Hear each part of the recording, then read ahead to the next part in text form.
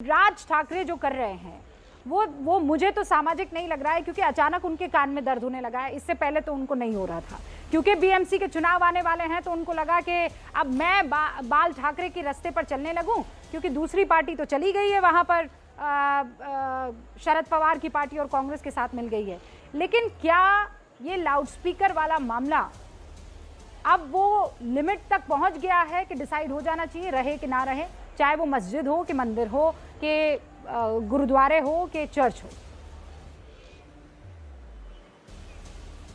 देखिए रूबिका जी, बिल्कुल ये सामाजिक है और जो उन्होंने मुद्दा उठाया है और जो विषय को उठाया है, काफी समय से हम लोग भी इस पे बोलते रहे हैं। आप देखो रूबिका जी, आपको याद होगा हम लोग जब छोटे थे, हम भी जब बचपन में थे, याद है हमें कि जब हम लोग कहीं जाते थे तो हर मंदिरों से सुबह सुबह हनुमान चालीसा और अनेक धार्मिक कार्यक्रम हमेशा होता था, रोज का दिनचर्या था। लेकिन आप देखो कि कुछ दिनों के बाद फिर धीरे धीरे उतार दिया गया, क्योंकि वहीं के जो पढ़ने वाले छात्र हैं या कोई मरीज है, उसकी देखते हुए, समस्या को देखते हुए लोगों ने कर दिया और मंदिरों तक सीमित रख गया। अभी हमारे बंधु हमसे जो पहले बोल रहे थे आरती और अजान पे, उन्होंने बोला, आप देखो हमारे यहाँ हिंदू सनातन धर्म में 3 प्रकार से भक्ति बताई गई है, ज्ञान, भक्ति और ज्ञान, और उसके माध्यम से भजन के माध्यम से ज्ञान, भक्ति और वैराग्य। हमारे यहाँ भक्ति यानी भजन के माध्यम से परमात्मा को प्राप्त करने का माध्यम है। तो हमारे यहाँ भजन तो अनिवार्य है, हमारे यहाँ आरती अनिवार्य है, और आरती वो भी सुबह शाम होता है,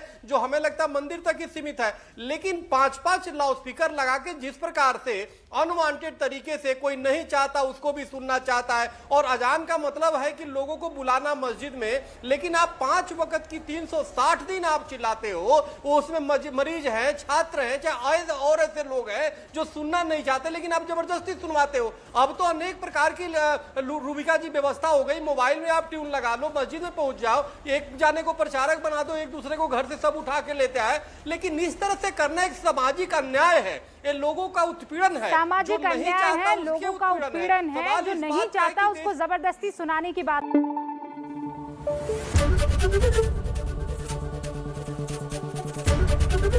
एबीपी न्यूज आपको रखे आगे।